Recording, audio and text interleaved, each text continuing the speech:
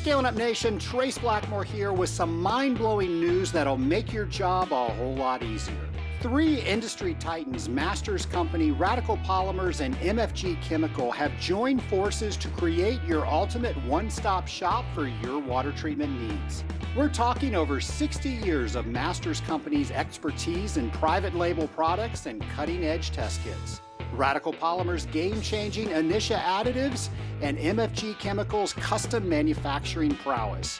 These American companies are bringing you top-notch quality and reliability all under one umbrella.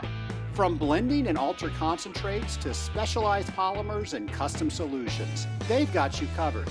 And with multiple AWT Supplier of the Year awards between them, you know you're getting the best of the best. Ready to revolutionize your water treatment game? Head over to scalinguph2o.com/MFG. Once again, that's scalinguph2o.com/MFG. Trust me, you'll be glad you did.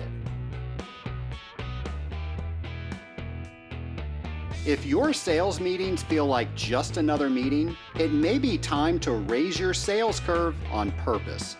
Lauren Real knows that new sales is life to a water treatment company, and he helps teams build the skills and habits to make that happen. Using simple, real-world case studies from water treatment and collaborative discussions, Lauren shows salespeople and managers how to manage opportunities, ask better questions, and move prospects to decisions. He offers sales training, keynote talks at sales meetings and conferences, and consulting specifically for water treatment companies. Lauren is available to speak at your next water treatment sales meeting or conference, or work directly with your team in a training or consulting role. And if you don't feel his session was useful, his speaking or consulting fee is 100% waived. Learn more by visiting scalinguph2o.com/realwater. Once again, that's scalinguph2o.com/realwater. Real sales training, real sales motivation, and real sales experience. That's Real Water.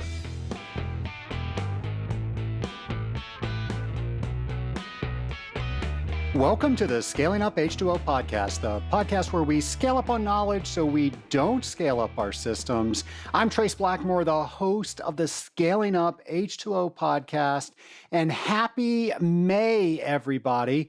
We made it through Q1. We are now smack dab in the middle of quarter two. Where does the time go? It seems like the year's just flying by like every year does.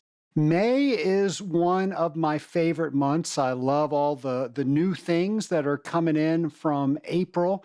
What do they say? April showers bring May flowers. Well, I don't know if they do or not, but it looks great outside. And if you live in Atlanta or in the South like I do, you know we just got through pollen season. Oh my goodness. I thought I knew what pollen was until I moved to Atlanta. It takes a whole new form. I'm sure you've seen pictures online if you don't live here. Everything turns yellow. Everything. Your car, your grill, your porch, your house, your roof, your cooling tower. Let me say that pollen is always an issue in the South when we are operating cooling towers because all that pollen gets sucked up and then we've got to do something with it. I know in other areas that don't have a lot of pollen, that just sounds crazy, but it is a huge deal here in the Atlanta water. Oh my goodness. So what we try to do is make sure we have filters on our systems and make sure that we're feeding something that tries to keep all that nasty stuff in solution so it can get filtered out. The problems of living in the South. Well, nation, I also love May because it's my birth month.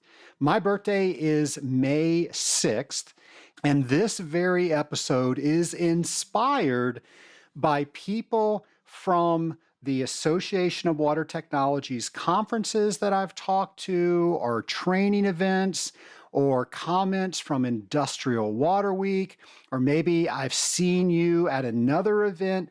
So many people have come up to me and asked me to do more shows about me. And I just don't understand that. I don't think I'm that exciting of a person, but people have told me, and I'm not just talking about one person or two people. Dozens of people have said, we really enjoy learning more about you, and we want to hear more about the things that you do and are doing. So that's what this episode's going to be. I thought I would do something special for this episode just to celebrate that I made it around the sun one more time. So I thought I would take some of the questions that you, the Scaling Up Nation, have either given to me at a technical training, or you've gone on scalinguph2o.com and you have asked me specific questions about me. So here you go, Scaling Up Nation. You asked for this episode. I'm going to tell you, I'm not 100% comfortable with this episode. Of all the things I talk about on this podcast, talking about myself is not one of my favorite things. In fact, it's one of my least favorite things. But I'm doing it because you asked me to do it. And I know by doing that, it allows me to grow because you asked me to do it. And hopefully something that I am doing will inspire you to do something. Maybe it's something totally different than what I'm doing, but maybe it will inspire you to take the next step towards something that you want to do. So what we're going to do is I'm going to answer questions from the Scaling Up Nation mailbag, and we're going to learn more about yours truly. But before we do that, a couple of conferences that I want to mention because maybe you want to go there is the 6th Annual Oilfield Water Markets Conference, and this is put on by the Oilfield Water Connection. They're having their conference May 5th through 6th. Hey, May 6th, that's my birthday. It's a great day to have a conference. That is being held in Irving, Texas, and the fine folks at this conference are offering you 15% off for being a listener of the Scaling Up H2O podcast. So when you go to register, and if you go to scalinguph2o.com, go over to our events page and you register from our events page, we're going to have all of these instructions for you. But Scaling Up 15, all uppercase, all one word, and the number 15. If you put that in, you will get 15% off registration. Thank you for allowing us to be a media partner with you, and we're hoping to pass that savings on to you so you can enjoy that conference. Also, the International Water Association Leading Edge Conference on Water and Wastewater Technologies is having their event June 1st through 5th in Houston, Texas. Now, this is the International Water Association's flagship research and innovation conference on cutting-edge water and wastewater technology. So you're going to find all sorts of things in that area that are going to get you talking about maybe doing something a little bit differently. And there are a ton of networking opportunities there. We're, of course, going to have all of that information for you on our events page. And then ASHI's Healthcare Facilities Innovation Conference, and ASHI is the American Society for Healthcare Engineering. If you are working with hospitals, this is the event that you want to go to. They're having their conference August 2nd through 5th in Minneapolis, Minnesota. Now, again, this is the conference you want to go to if you are working with healthcare facilities, and they're going to have all things healthcare facilities at this conference, and of course, a great place to learn new things and network while you're doing that. Now, those are three. We have probably hundreds listed on our events page. Go to scalinguph2o.com/events, and you can see for yourself. You know, somebody that's trying to get us to see how we can become better water treaters each and every week is our friend James McDonald, and here he is with a brand new Words of Water. Hello and welcome to Words of Water with James, the industrial water game show where I give you the definition and you get to guess the word or phrase being defined. Will you rise to the top or get blown down to try your luck another day? There's only one way to find out on Words of Water with James. Today's definition is the lowest temperature that can be achieved through evaporation alone and is used to evaluate cooling tower performance. Do you know the word or phrase?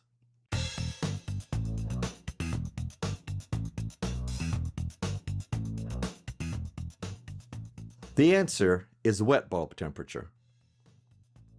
Okay, for those who got it correct, step to the right. For those who got it wrong, please step to the left.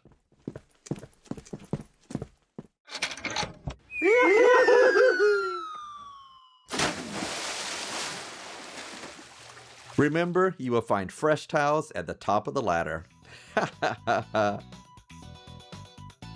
I'm James McDonald, and I look forward to seeing you next time on Words of Water with James. Well, thank you, James. Well, Nation, as I said, we're going to have a different show today.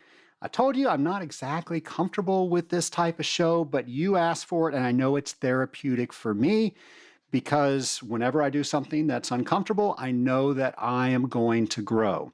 And I shared with you on earlier episodes when people would thank me for this podcast or giving them a little nudge on this podcast to get a designation or a certification, I would always make a joke about that when somebody gave me a compliment. Because it was difficult for me to receive that, I off-put it with a joke. And a mentor of mine, Tim Fulton, said that that was not being very respectful to the people that were trying to say that they appreciated what I was doing. And I was downplaying their compliment. And I didn't mean to do that. And I didn't know that I was doing that. So I don't do that anymore. I thank people. And that's become a little bit easier. I still don't like talking about myself, but I realize that people enjoy this podcast and I enjoy doing this podcast. So if somebody now thanks me for this podcast, I very politely thank them. And then I very quickly ask them, what do they want to hear on this podcast so we can have this podcast for years to come? Well, as I mentioned, several people said that I have met out at other conferences and writing into us. By the way, if you're wondering how you get a show idea to us, you can simply go to scalinguph2o.com, go over to our show ideas page, and we've got a form there. You can very easily fill that out. Our team gets that, and then we put that into our programming calendar. Maybe it's somebody you want us to invite on the show. We then invite them on the show and then start to write questions on what we're going to ask them. That's how we get the majority of our shows these days are from you, the Scaling Up Nation. Well, as I mentioned, that's where the idea of this show came from. People in the Scaling Up Nation, for some reason, want to know more about me. So what we've done, we put all of these questions together, and I'm just going to pull them out of the Scaling Up mailbag and answer them for you right here on the podcast. So question number one, how did you get started in water treatment? Now, I'm fairly certain I've talked about this on the air before, but maybe it's been a while. Maybe you didn't catch that episode. Very simply, I got started in water treatment because it's the industry that my father was in. And I grew up around water treatment. Now, I had no idea what water treatment was until later, maybe late middle school or high school. But my dad would actually incorporate taking me to accounts with him. Now, my mom passed away when I was 7, so my dad would get me off the bus, and then I would go to work with him. And I just loved being with my dad. I had no clue what he was doing, and I would just watch him or try to help him, or at least I thought I was helping him.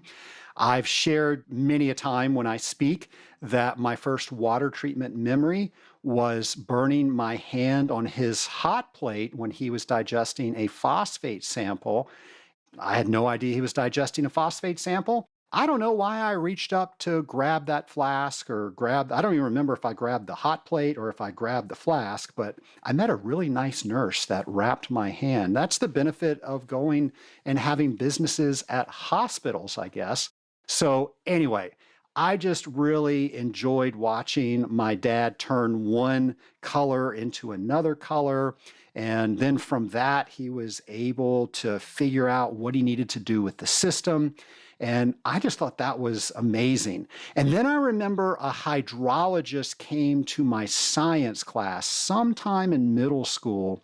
And I just thought that was so cool because I could equate what he was doing to what my dad was doing. Now, I never thought that was what my job was going to entail, but that's what happened. And when I got out of school, I was in the financial services arena for a while. I wasn't bad at that job. I actually won the President's Award and the Rookie of the Year Award and things like that. So I guess I was pretty good at it. I got some great sales training. I just didn't like it. My dad saw that I wasn't having fun, and he told me, if you're not having fun, you need to do something that allowed you to make a living, but not feel every second that you were doing that. You need to have fun in your job. And he asked me if I wanted to come to work with him being a service technician. And I didn't know that that was a real job. He assured me that it was a real job. And my dad was just a fantastic salesperson. And he would go out, he would sell something. He did a lot of new construction. And my job was to make sure that everything got set up properly and then convert the business from the first year new construction to the owner of that equipment. And I had a pretty high conversion rate with that. And I loved every minute of it. So I am so thankful that my dad saw that I was not as happy as I should be. And he asked me about it. And he said, "What do you think about coming to work in water treatment? Because, Nation, I love this industry.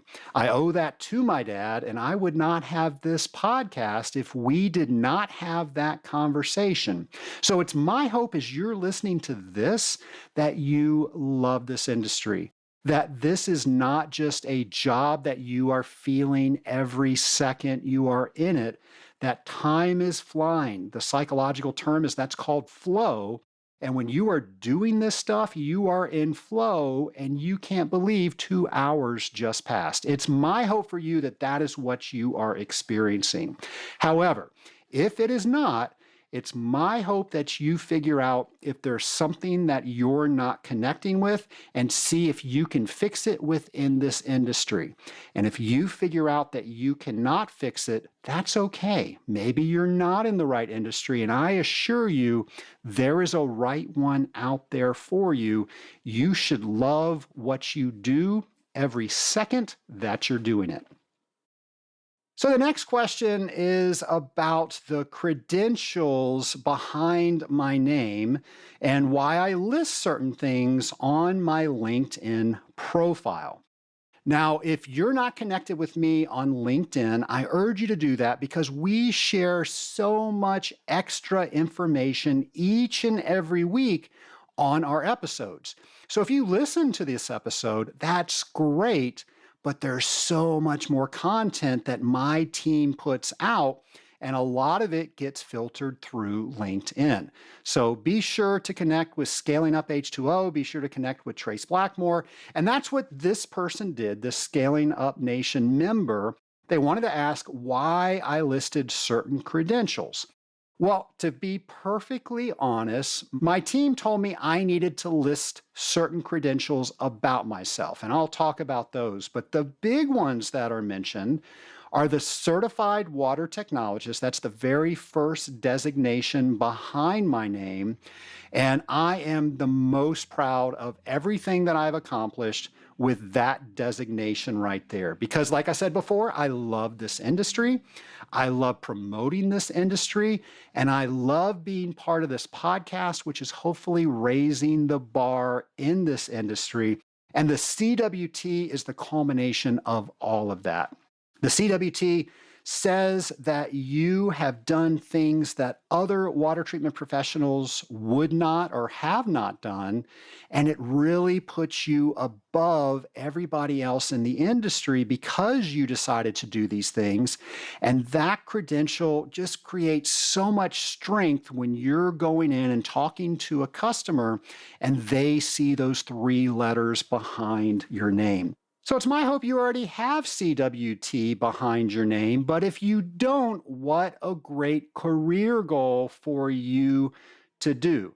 Now, I do have a free resource if you're thinking about doing that. If you go to scalinguph2o.com/CWT prep, I've got a free gift where I've gone through book 1 that explains everything about the CWT that you need to know.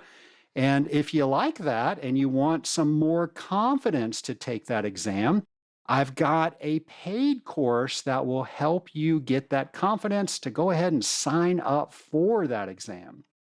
Another credential I have is the LEED AP, and that stands for Leadership in Energy and Environmental Design Accredited Professional.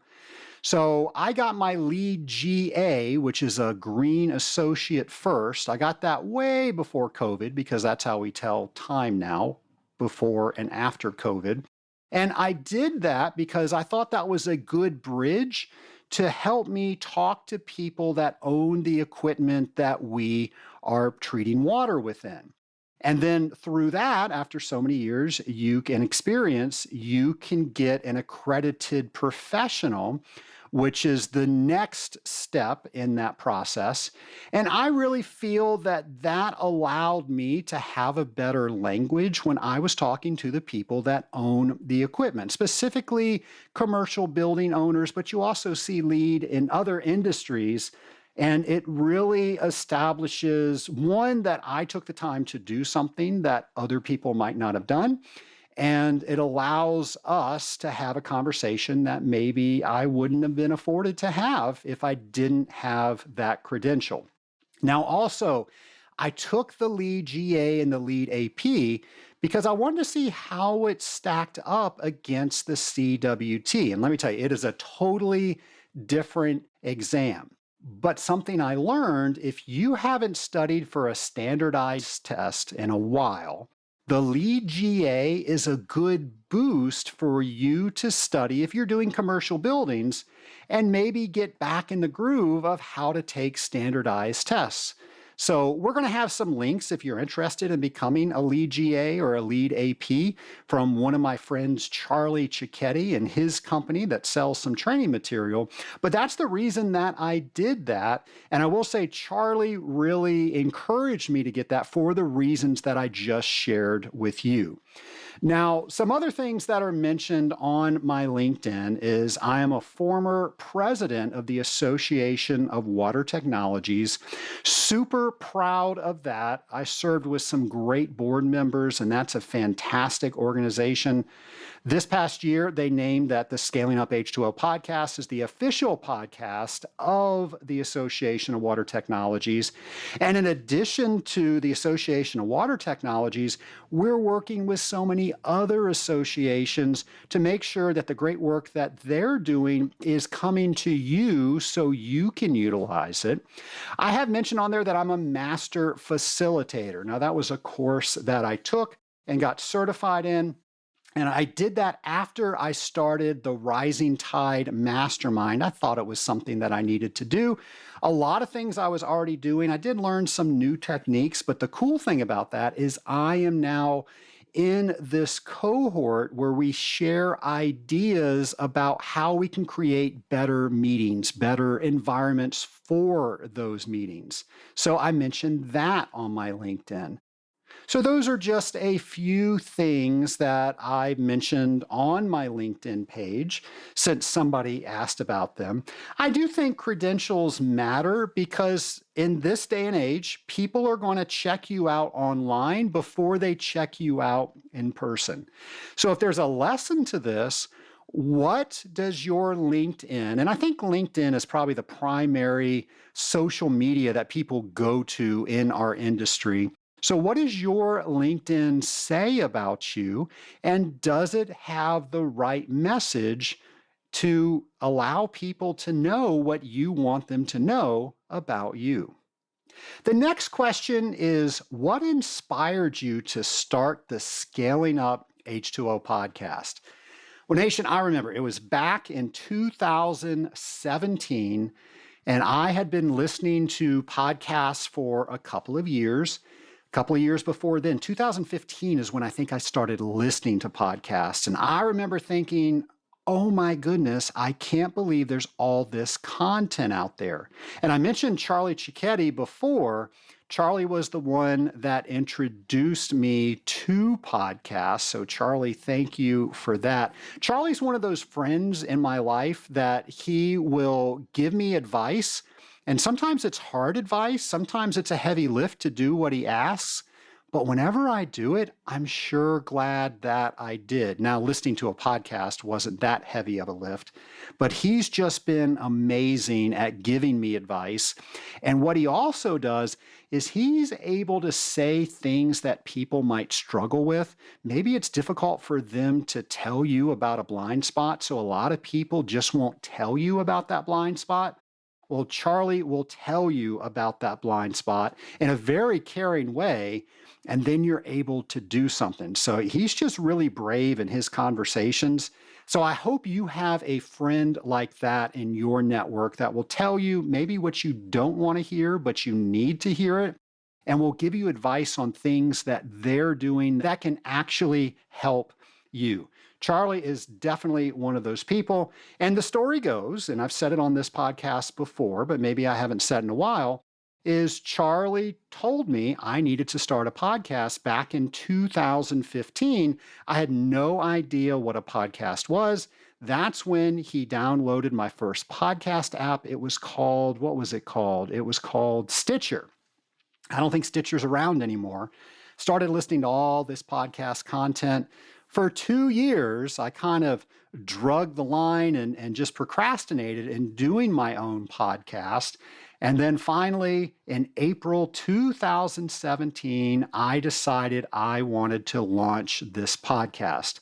And I did it because people like Charlie encouraged me.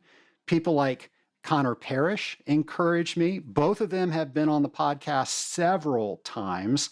And I just said, you know what? I need to stop thinking about this thing and I need to actually do it. And it was right after an AWT technical training. And I remember thinking, oh, we just finished technical training for 2017. I've got to wait a whole nother year before I get in front of that many people to talk about how much I love industrial water treatment. And I was thinking, you know what? If I had a podcast, I could do that every month. And if you've listened to the Scaling Up H2O podcast since 2017, you know it started out as a monthly podcast. And then we turned into every 2 weeks.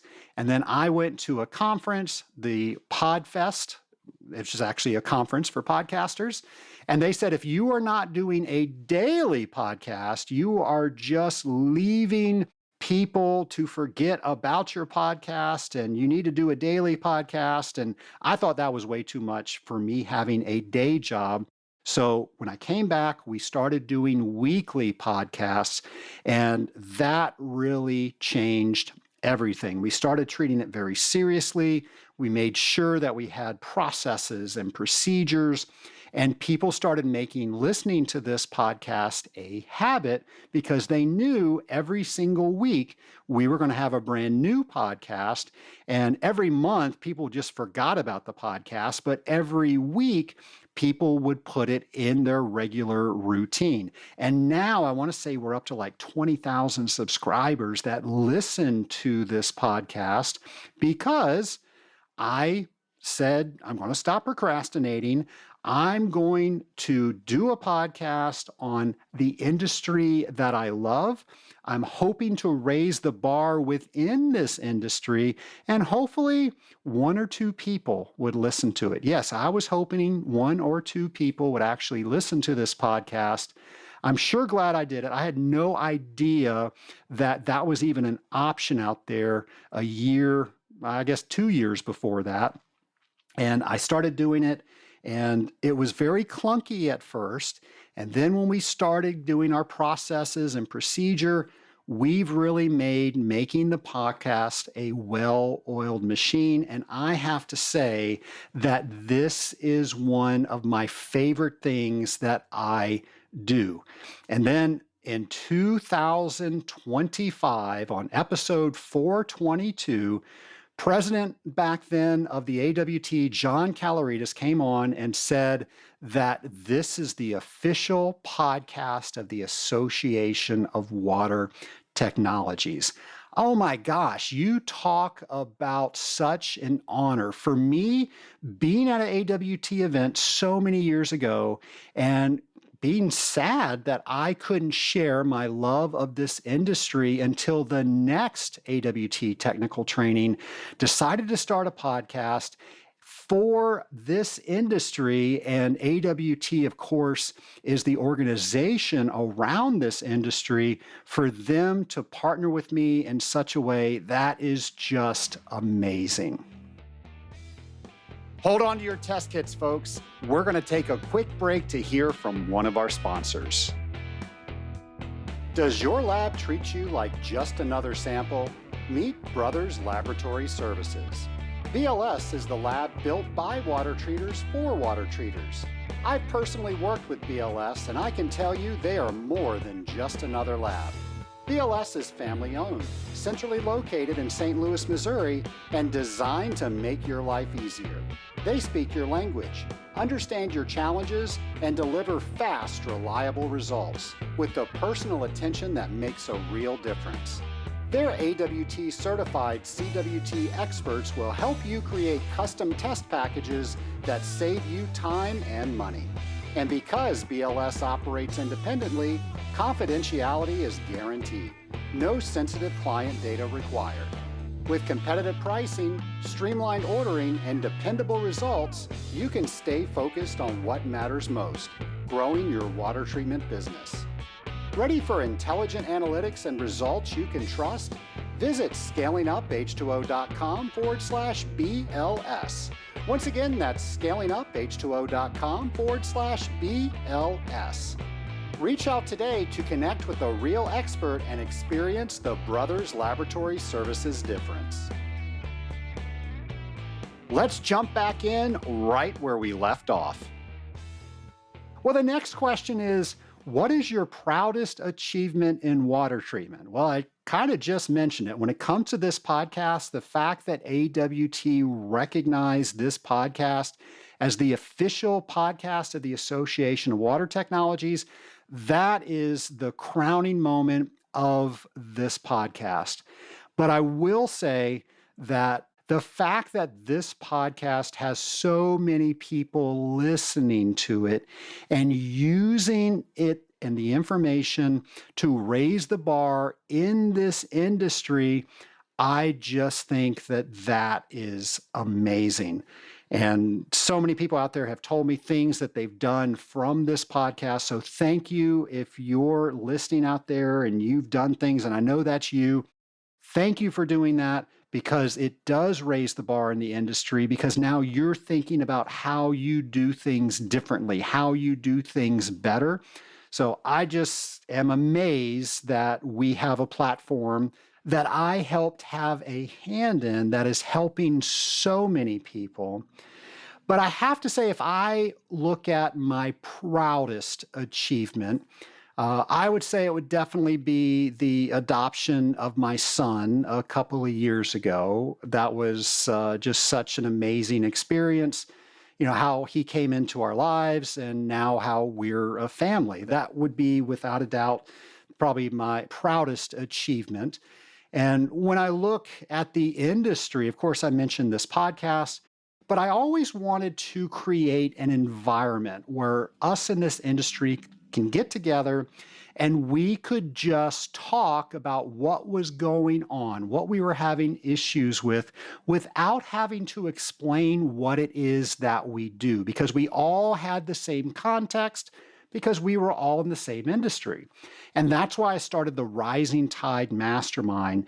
To date, we're 76 members over 7 groups. And it is just amazing, all the people that are involved in a weekly basis. and the professional and personal development that I have personally seen out of each one of our members. It is difficult to live life alone. It's especially difficult to live life as an industrial water treater when people don't understand what it is that you do. And then by being able to share issues and ask questions to people that understand that, it has just been amazing to see all the things that have been accomplished there. So I would say that those are the things that I would crown as my proudest achievements in water treatment. The next question asks, how do I balance podcasting and all of the other things that I do? I get asked that a lot. And I take that as a compliment because I guess I'm doing a lot of things. People see me as a productive individual, but I have to be honest with you. I can only do all the things that I do because I have so many wonderful people that are on my team. Now, I might come up with an idea like, let's do this podcast. And for the first couple of years, it was just me on the podcast team trying to figure out how to do a podcast. Well, since that time, we've added several people to the Scaling Up H2O team that are just amazing. And I could not do any of this without them, certainly at the quality that we are now at. We are providing so many things in addition to a weekly podcast that comes out. And I would not be able to do that if it weren't for all of the people around that. Now, that stays true for my company as well. Just amazing people. I am so fortunate for the entire team that surrounds me. We all get together because we agree on certain core values and we try to build each other up. And I look forward to seeing these people each and every day because we're all on the same team and we're all trying to build each other up. So that's how I'm able to do all of the things that I do, is because I'm not the only one doing them. I have a team of professionals, of outstanding individuals that help me out with everything that I do. Some other things that I do, and I've talked about on other podcasts, but I do time blocking. So I do a lot of work on this podcast, but I do them at specific times. And I'll block off an entire day just to work on the Scaling Up H2O podcast. And what I've learned is when I'm in that mindset, I'm able to quickly do things within that category and get them done at a higher quality than if I just did them throughout the week and I had to switch between one category to another. So we call that time blocking. I'll say, I'm just going to work on podcasting today. And then I'm in that mindset and I'm just able to do that so much better. Another thing is we have procedures around everything that we do. And when we start doing something new, we will start writing down how we do it. Right or wrong, it's the way that we do it. And then we analyze that as we do it, and we'll start finding bottlenecks. We'll start finding issues. We'll start finding that maybe we're doing all these additional steps and it's not really helping the process. It's just putting more time on the process. And we constantly refine the process. So then when we go to do it next, we don't have to remember how we did it. We just simply follow the process.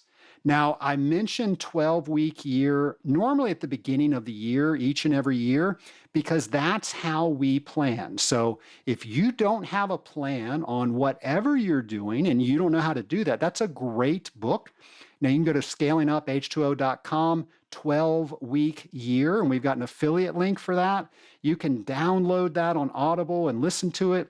There's a workbook that goes along with it, or you can listen to one of the many podcasts that I've done on 12-week year. But I don't just talk about it on this podcast, I use it for this podcast and everything that I do.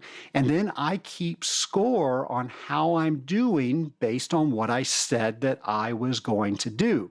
So metrics are such good feedback. And if you're keeping score, quite simply, you know if you're winning or not. And if you have something that gets off track, well, that's okay. And that's why I like the 12-week year, because as you go through the year, you're going to learn new things and life is going to happen. It teaches you how to adjust and still hit your goals. And all of those things are business. I also add personal things that I am trying to do right there in my 12-week year plan, also on my calendar.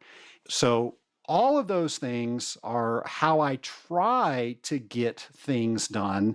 And I hope maybe you heard something that maybe you can start doing, or maybe you know something that I should start doing. So next time we see each other, let me know what that is. But that's how I get done the things that I get done. I love this next question because it's a question that I would ask a guest. It's, what's one piece of advice you'd give your younger self in this industry? That sounds like a lightning round question to me. Well, when I think back at that, I would give myself the advice to join an association and get involved early, like the Association of Water Technologies. Now, I joined the Association of Water Technologies about a year after I started my company. But I was not involved with the AWT when I was working with my dad. I knew of the AWT. I actually went to a conference back in the late 90s, but I didn't know that much about AWT. Right around that time, the CWT was coming out, and I heard about it, didn't know that much about it. And I'm just thinking, what were the things that I left on the table so early in my career because I didn't meet all the people that I met maybe a decade later? Now, AWT was the catalyst of so many people in my network. I can only imagine what it would be like if I knew them 10 years earlier. If I had some of the resources that AWT introduced me to 10 years earlier. So that's one piece of advice that I would definitely give to my younger self. Also, and I say this on the podcast all the time, and this was advice that was given to me by one of my AWT mentors: document everything. Folks, I have personally experienced, and I've worked with people with other companies on a consulting basis, that things will bite you in the you-know-what when you do not document them. And I want to say I've learned from my own mistakes, and now I try to document all of our conversations that we have, not because I'm trying to get anybody into trouble, but people just kind of forget that you had a conversation when something hits the fan. And that's not really fair to us because we had that conversation and they didn't act on that conversation. So documenting is a gentle reminder is, yes, we did talk about this and you decided not to take action on it. Now, here's the pitfall with that. If you don't keep bringing it up, it might be out of sight, out of mind. And what is just blatant to us industrial water treaters may not be so obvious to our customers. But I would tell my younger self, document everything that you do. And then I would say, make sure you talk about this industry as much as possible and meet as many people as you can in this industry. Folks, when you can talk to people that understand your day-to-day, it is just a different conversation. And when you have people that you can talk to help you troubleshoot and think of things differently, that is just a cool conversation. So it's my hope that you're already doing all of these things and you don't take the 10 years that it took me to learn to give you this advice. The next question asks, what's the biggest change that you've seen in our industry over the last 25 years? Yes, I guess that's how long I've been around. Actually, a little longer than that in this industry, but we'll stop at that. I will say without a doubt how we're able to collect data and what we're able to do with data. When I first got in this industry, we had microprocessor controllers. So I do remember that. I do remember that we had the issue of Y2K. And I remember there was a controller manufacturer that said if you don't switch the microprocessor out, you're going to have problems.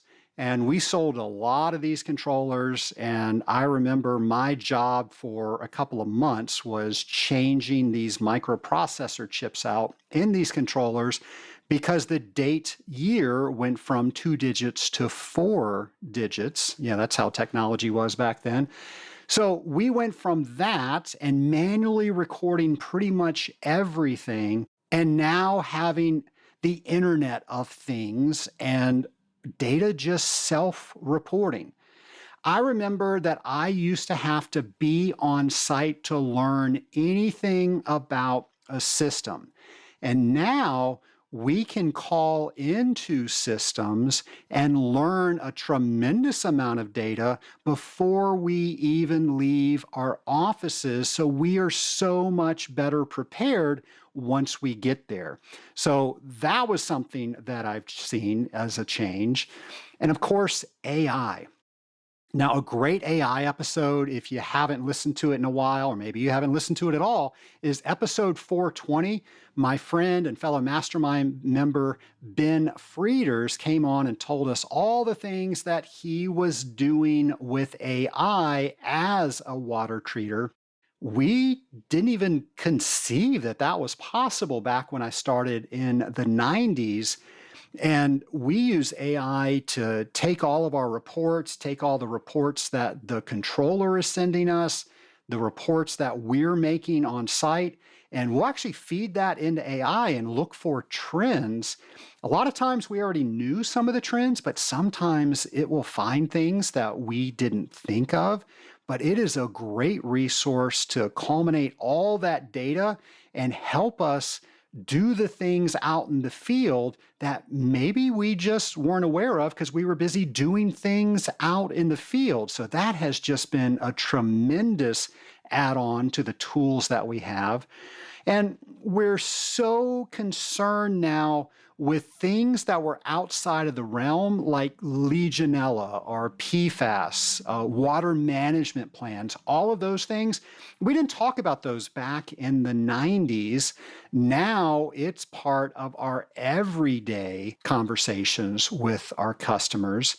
And it's my hope that what I mentioned earlier are helping with those plans, and tech just makes us better.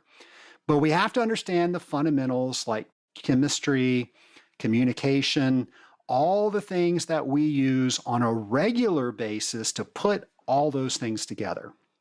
The next question asks, what's your favorite non-water treatment hobby? Now, I know I've talked about this, but the Scaling Up member asked this question. So it is scuba diving. I work in water, I play in water. I'm a scuba dive instructor. I'm also an instructor for technical scuba diving. So there's recreational scuba diving, there's technical scuba diving where we're going below 150 feet. We're using rebreathers and things like that. And it is just so amazing to be in a world that you are not designed to be in and see all that amazing stuff. And the fact that it's more to do with water, I just love it that much more. A couple years ago, I had the privilege of certifying my 1,000th scuba diver. So I've shared this passion and taught over 1,000 people how to breathe underwater. Those people include my wife and my son. So we try to scuba dive when we do vacations together. And it is just such an amazing hobby. I hope that you are also a scuba diver. Normally, when I interview somebody on this podcast and I find out that they're a scuba diver, that just opens up a whole nother volume of how we're able to connect with each other. It's one of my favorite things to do. And I don't know, maybe you scuba dive, or maybe you're thinking from this podcast, you want to try out scuba diving. So if you live in the Atlanta area, I would be happy to be your instructor. That is definitely my favorite non-water treatment hobby. This next question makes me laugh. How has pursuing your DBA changed you? DBA stands for Doctor of Business Administration. Well, I will say it has changed me because I had no idea what I was getting myself into. I've always loved business. And when I got my MBA, I just loved that process. It was a self-study that I could do at my own pace. And I became refamiliar with a lot of tools that I was familiar with but haven't used in a while. I became even better familiar with tools that I use on a regular basis, but there were so many tools that I learned getting my MBA that I wasn't using. That was just an amazing program, and it allowed me to help my business, to help how I coach people, to help how I do things in the Rising Tide Mastermind.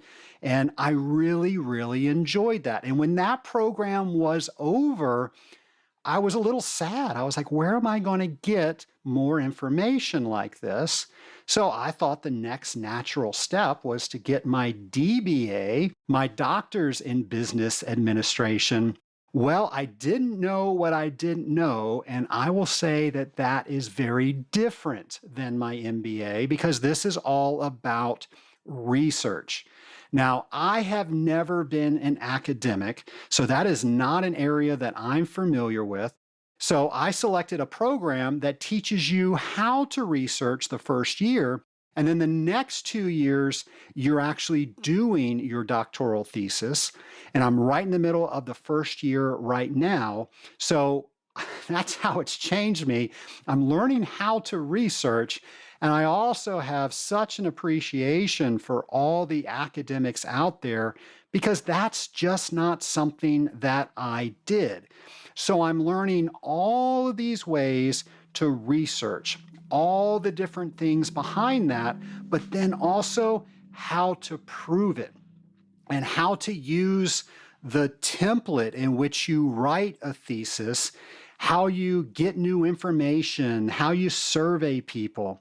All of these things, I'm also learning that it's taking a tremendous amount of time.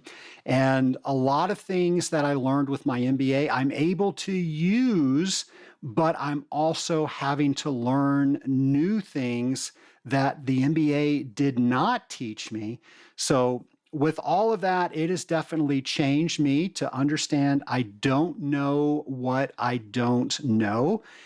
But I'm doing things to learn those.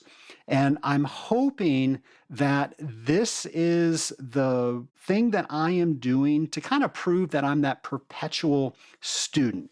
I was taught that a long, long time ago. If you are always learning something new, you are always going to be happy. You're always going to learn something new. You're not going to get bored. And this is one of the ways that I'm doing that.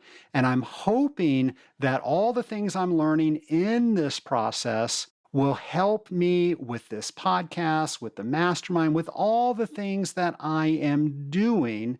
And hopefully I'll learn something that I'll share with you maybe later next year. So thank you for asking that question. And I will tell you, every assignment that I get, I am learning and changing every single day. Well, Nation, this has been fun. It wasn't as bad as maybe I thought it was. I hope maybe you learned something from it, but I promised you 10 questions. Here is question number 10. What is one goal or challenge for Trace in 2026? Well, I would say probably the biggest one are doing all the things I need to do in the DBA program that I just mentioned. And I won't rehash that again. It's something new that I'm learning each and every assignment, and there's lots of assignments to come.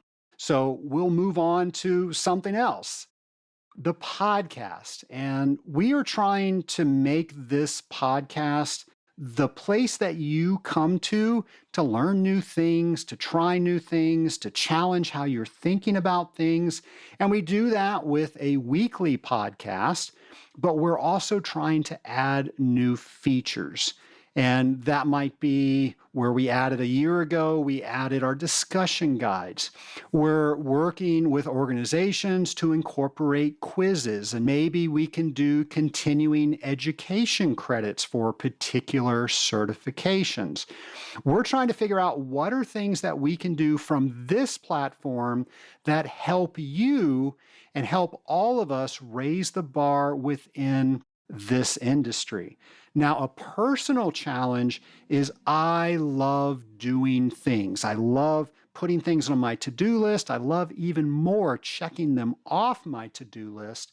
But I will tell you something I've learned over my lifetime is I will put a bigger value on business and not put that value or that same value on family. And I have an amazing family that I unawarely said no to when I said so many yeses to other things. So one of the goals that I have and I've been doing is I've been trying to prioritize personal items and family items above everything else. And something I didn't do up until a couple of years ago was I didn't put personal things on my calendar. I just put business things on my calendar. And as a previous question alluded to, I've got a lot of things I do when I look at my professional life.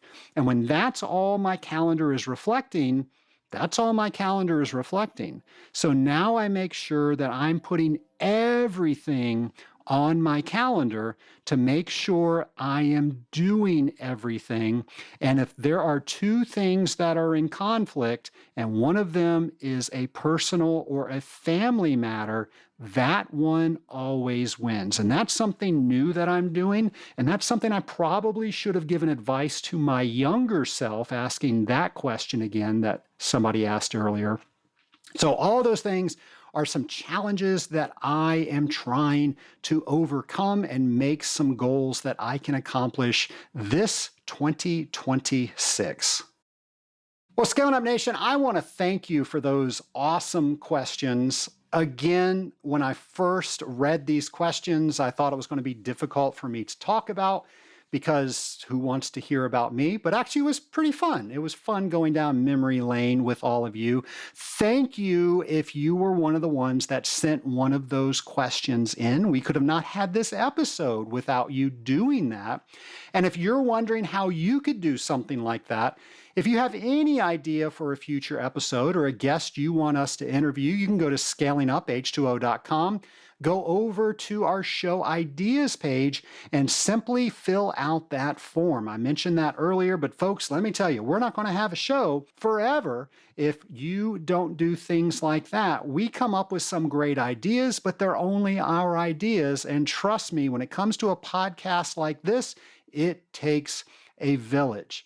Now, I'm hoping that you connect with us on LinkedIn. You can go to Trace Blackmore, or you can look at Scaling Up H2O, or both. We're going to have so much more content that we try to bring to you outside of our weekly podcast. We have a newsletter that we can send you. And of course, all the other things that we are doing. If you haven't checked out scalinguph2o.com in a while, there are so many resources that we are offering. Be sure to check that out. If you want some older podcasts that kind of talk about the origins of this podcast, you can check out episode 100. I kind of talked about, how we started the podcast, and that was several years ago, so you can see how that's changed. Just recently, I did the 12 days of 2025. That was episode 456. And you can kind of compare those two to see some things we learned And again, I want to give a special thanks to all the people that asked these questions. And I especially want to thank the people that convinced me that it was a good idea to talk more about things that I've accomplished and why I chose to accomplish them. So that was good therapy for the host. Nation, it's my hope that you listen to this podcast to help scale up your knowledge so you don't scale up your systems. Keep learning, Scaling Up Nation. Have a great week, folks. Struggling to prepare for the Certified Water Technologist exam? Our Certified Water Technologist prep course is here to help. Gain the confidence you need with comprehensive study materials and a 100-question practice exam. And the best part, we offer a free version to get you started. Head over to scalinguph2o.com/CWT prep and take the first step towards your certification today.